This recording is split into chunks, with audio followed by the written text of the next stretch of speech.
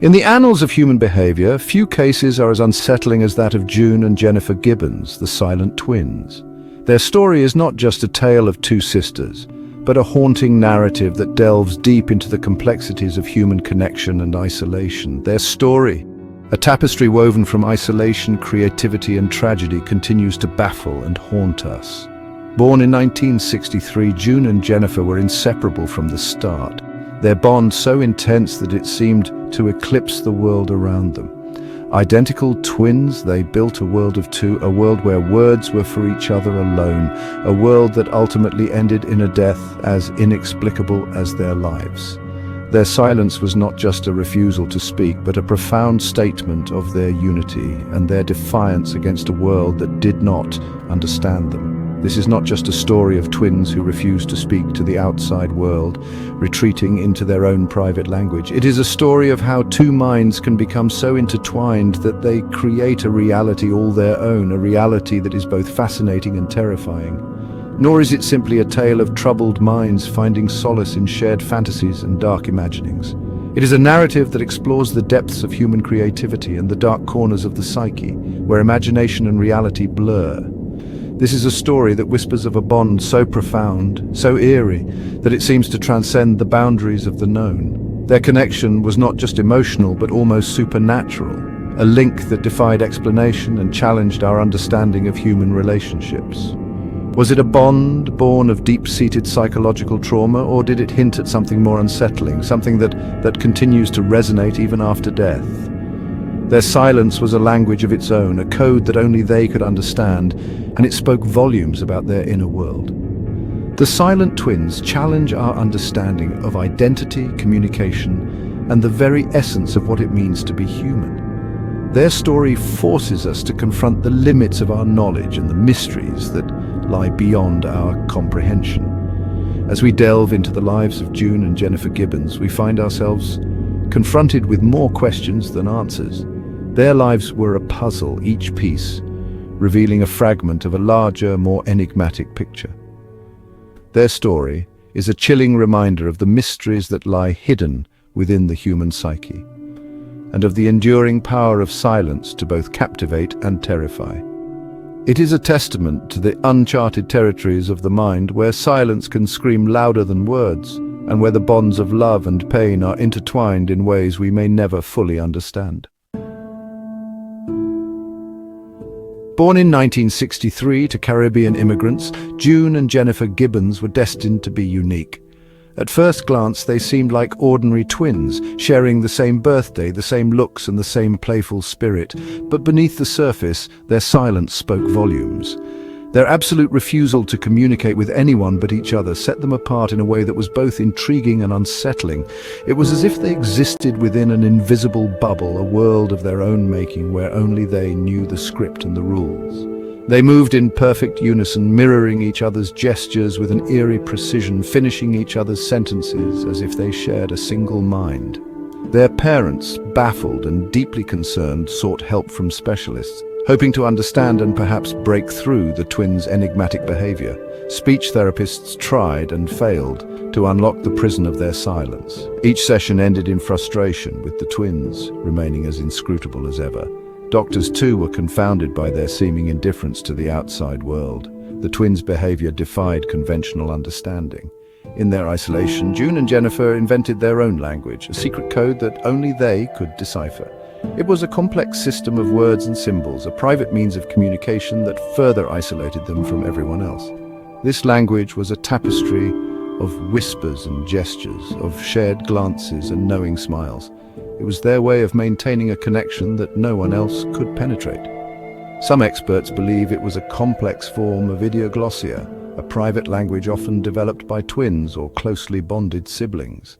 This phenomenon, while rare, is not entirely unheard of. Others saw it as a symptom of deeper psychological disturbance, a manifestation of their retreat from the world. The twins' behavior was unsettling, their bond both fascinating and troubling. In school they were isolated, often sitting in a corner, away from the other children. Their peers found them strange, and the twins seemed content in their own company. Despite their silence, they found ways to express themselves through art and writing. Their drawings and stories were windows into their shared world, filled with imagination and creativity. Their parents, while proud of their talents, were also deeply worried. The twins' artwork often depicted dark and unsettling themes, reflecting their inner turmoil. Therapy sessions continued, with psychologists and therapists trying to unravel the mystery of their silence. But the twins remained an enigma, their inner world closed off to outsiders. June and Jennifer's story is a poignant reminder of the complexities of human connection and the mysteries of the mind. Their bond, while extraordinary, also highlights the challenges of understanding and supporting those who live in a world of their own making. As June and Jennifer entered adolescence, their world of two became increasingly insular and disturbing. The bond that had once been their sanctuary now seemed to imprison them in a shared reality that grew darker with each passing day. Puberty, with its hormonal upheavals and social pressures, seemed to amplify their isolation. The changes in their bodies and the expectations of society only served to deepen their retreat into their own world, a world where they felt misunderstood and alienated. They withdrew further, finding solace in their shared fantasies and a growing obsession with the macabre. Their imaginations became a refuge, a place where they could explore the darkest corners of their minds without judgment. They filled notebooks with stories, dark tales of violence, revenge, and supernatural occurrences. These stories were not just an escape, but a way to express the turmoil and confusion they felt inside. Their writing, though often disturbing, revealed a raw talent, a vivid imagination, trapped within the confines of their silent world. The pages were filled with intricate plots and complex characters, a testament to their creative potential. These stories, later published as part of June's autobiographical account, offered a glimpse into the twins' troubled psyches, their fascination with the darker side of human nature. The tales were a window into their souls, revealing the depth of their inner struggles. Their teenage years were marked by acts of delinquency, petty thefts, and arson. These acts were cries for help, manifestations of their inner turmoil, and a desperate attempt to break free from their self-imposed isolation. They seemed to crave attention, but only on their own terms. Their defiance was a shield, a way to protect themselves from a world they felt had rejected them. Their crimes, though small in scale, were unsettling, hinting at a simmering rage and a disconnect from the consequences of their actions. Each act of vandalism and arson was a release, a way to channel their pent-up emotions. The twins' behavior became increasingly erratic, their actions fueled by a potent mix of adolescent angst, social isolation, and perhaps a shared darkness that went beyond the bounds of normal sibling rivalry. Their bond, once a source of strength, now seemed to be a catalyst for their descent into darkness, a journey that would leave an indelible mark on their lives and those around them.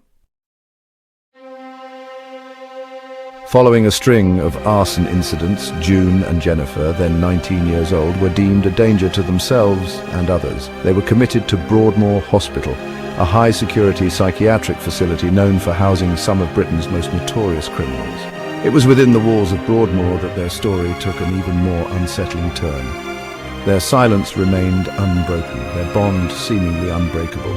They communicated through a combination of telepathy and a phenomenon known as simultaneous act, where they would perform the same actions or utter the same words at precisely the same moment. This eerie synchronicity, witnessed by staff and patients alike, only deepened the mystery surrounding the twins. Paranormal investigators, drawn to the case, proposed theories of psychic links and shared consciousness. They saw the twins' bond as something supernatural, a phenomenon that defied rational explanation. Their eerie synchronicity, coupled with their disturbing writings and claims of telepathic communication, fueled speculation and turned the twins into a subject of morbid fascination.